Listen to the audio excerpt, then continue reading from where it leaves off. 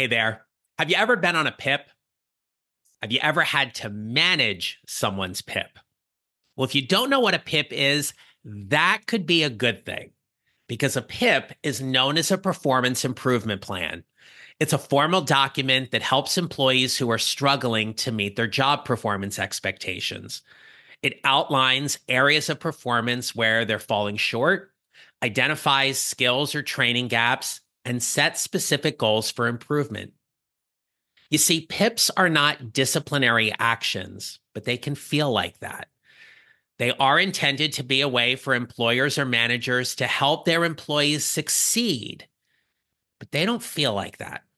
And often it seems that more people are either terminated or they leave their position after going on a PIP rather than being successful and staying within the organization. If you find yourself on a PIP or are concerned you may be going on one soon, you'll want to listen to this episode. And if you're managing talent, you'll want to listen as well. I'll break down for you the things you need to know about a performance improvement plan and what your next steps could be. Let's get started.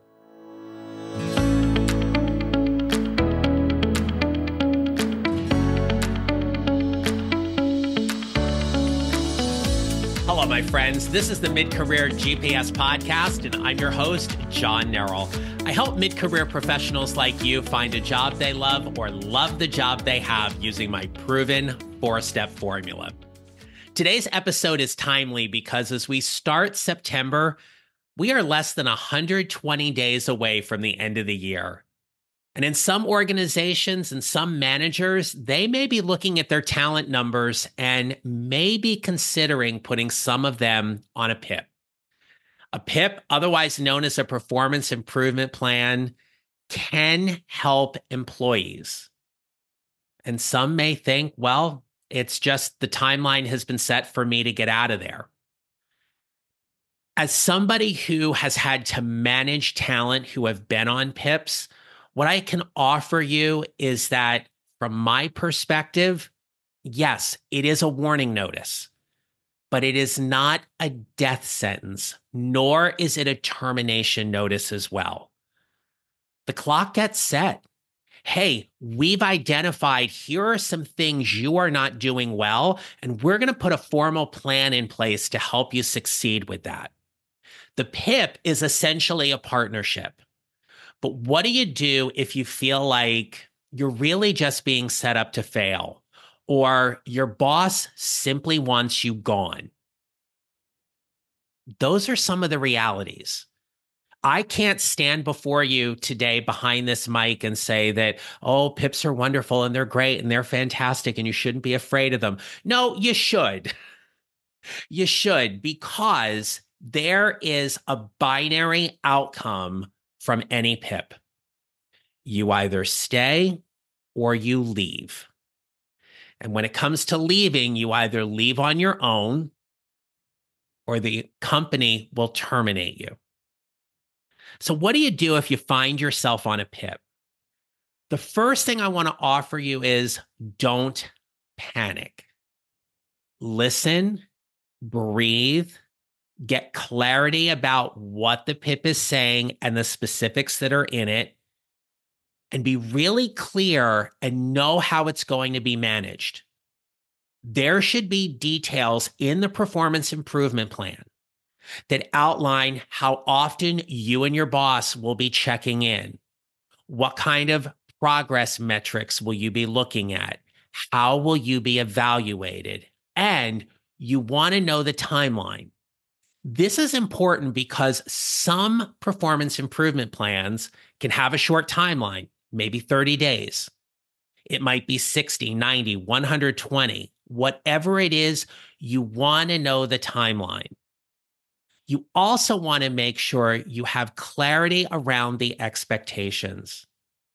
You, as the person being on the PIP, need to know where the company believes you are falling short or not meeting expectations about your performance. Additionally, you're going to want to seek some support. That can come from your family, your spouse, your colleagues, your friends. There's been a lot of people who have been on PIPs. There is no shame in this, but it is a data point. So you want to make sure you've got your support network around. And additionally, and I want to be clear about this, even though a PIP is a partnership, you have to take a tremendous amount of ownership in this process in order for you to succeed. You have to start building your plan. What does your plan look like for your success? And what is your plan for exiting? Let that sink in for a minute. When you build your plan, you're making a decision. Am I going to go all in to be successful? Or am I going all in to say, yep, clock's ticking, I'm going to leave? I don't know your specific situation. You probably have some thoughts or ideas as to whether or not it is really worth it for you to stay. Is there a way out? Can you meet the demands of the PIP? And do you want to stay within that organization? If you do, play full out. If you're looking at this PIP and you're saying to yourself, I don't really like my boss. I don't like the company. I don't like the work I'm doing. I need to go find something else. Go all in on what the exit plan is going to be. But know that the clock is ticking. There needs to be a result of this PIP. And whatever happens, know that this becomes part of your story. It is part of your narrative. When you are asked, why did you leave your last position? Tell me about a time on a recent job where you were challenged with something.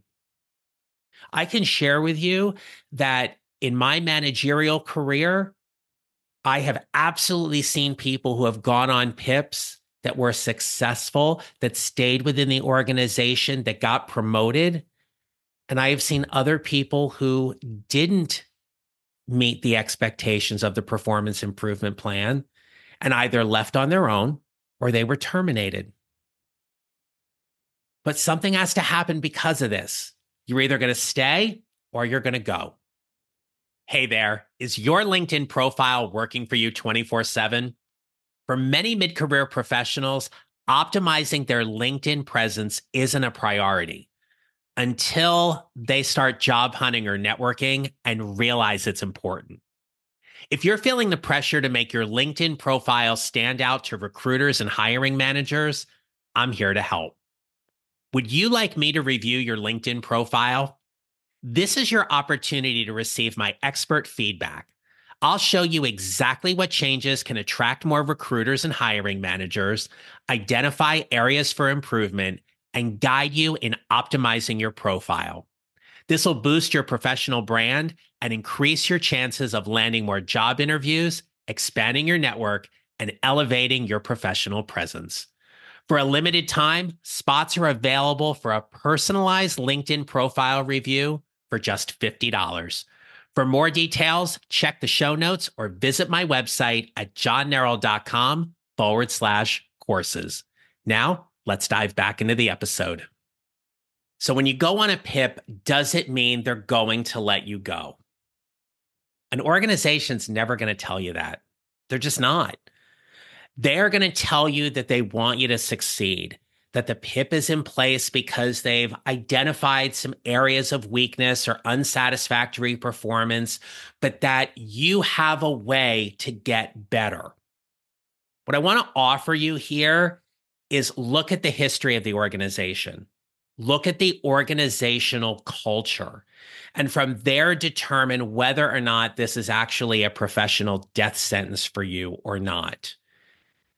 If you know in a company that every time somebody goes on a PIP, they're out within 60 days, the likelihood is that's probably going to happen to you as well. But if you have evidence within a company that people have gone on PIPs and they've stayed and been successful and weren't terminated, you have that as well. A performance improvement plan serves many purposes. But for the organization, what you need to know is that a PIP helps protect the company. And it helps protect them by demonstrating due diligence and compliance with employment laws. They are showing that the underperforming employee is given a fair chance to improve before any disciplinary actions were taken. So, yes, are they building a case? Sure. Are they putting all of their ducks in a row, so to speak? Yup. Is it a death sentence? Not necessarily. So one of the questions I'm often asked by people and people I have worked with and coached is, so I've gone on this PIP, should I have an honest conversation with my manager or supervisor? My answer is always yes. That honest conversation should outline and be an opportunity for a discussion about the reasons for the PIP and how you can achieve the results. Be very evidence and results focused about what the PIP is saying. In that honest conversation, you want to walk away knowing that you have a chance to succeed. It is not automatically doom and gloom. There is a path for you to stay and improve and get better. Now, on the flip side, what do you do if you're the person managing someone's PIP? If you're in a manager or a leadership role, the first thing I want to offer you is you absolutely need to partner with your senior leadership and human resources on the matter. You need to be in agreement and have absolute clarity about your reasons for putting that employee on the PIP and what the performance metrics are. And most importantly, in order to protect the organization and to look out for the best interests of your employee and direct report, you must follow the PIP to the letter. Remember, your job here is to protect the organization and the employee. You essentially are the conduit between the organization expecting you to manage performance and the employee being managed accordingly to succeed. So here's the thing. I remember having to put someone on a PIP, and somebody challenged me one day on it. And they challenged me on the management of the PIP. And they said to me, "Oh, you're meeting with them too much. You're taking too much time." I said, "Well, wait a minute. Here's how I manage the PIP. We've all agreed what the metrics are. We've all agreed on what the results and the evidence are we're looking for to see whether or not this person can be successful. But I am always going to manage a PIP as if I were the one on it. If the role was reversed, would I want to be treated the same way?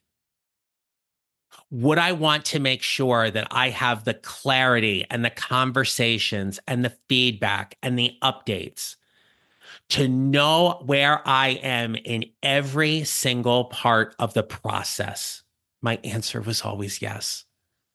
I managed those PIPs as if I were the one that was on it, because that way then I knew I could ensure treating my employees as fairly as possible, as best as possible. PIPs are not pleasant. They're not happy-go-lucky documents that go, "Hey, you're screwing up, so let's figure this all out." No. There can be a punitive damage or repercussion because of it. It's serious. It's gotten to a point far beyond you having a check-in with your boss or your supervisor or manager and them saying, "Yeah, I have some concerns about your performance." Now it's in writing. It's documented. It's part of your file. The company has taken the next step to document what you are not doing or how you are not meeting expectations. And there's a consequence from that. The consequence is you either meet the expectations, you are successful, you come off the PIP, or you haven't met those expectations and it may lead to being terminated. PIP's a serious deal. So if you find yourself on a PIP, get clarity about what the expectations are and what you need to do in order to be able to succeed. If you are managing someone on a PIP, follow that PIP to the letter. Know that you're protecting the organization and the employee at the same time.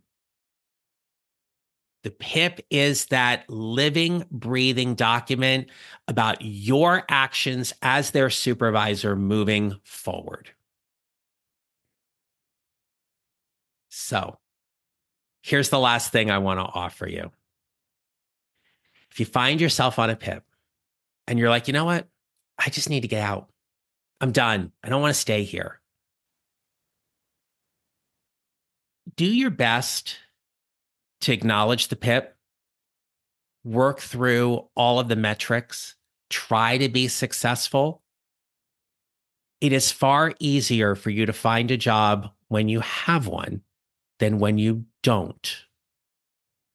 So yes, you can still work toward being successful on the PIP while you're actively looking for another job.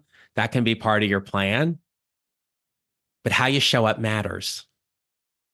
And a PIP can be a great opportunity for you to learn and to grow, despite how emotional and frustrating it can be. All right, my friends, until next time, I wish you a great rest of the day. And remember this, you will build your mid-career GPS 1 mile or 1 step at a time, and how you show up matters. Make it a great rest of your day. Thank you for listening to the Mid-Career GPS podcast. Make sure to follow on your favorite listening platform. And if you have a moment, I'd love to hear your comments on Apple Podcasts.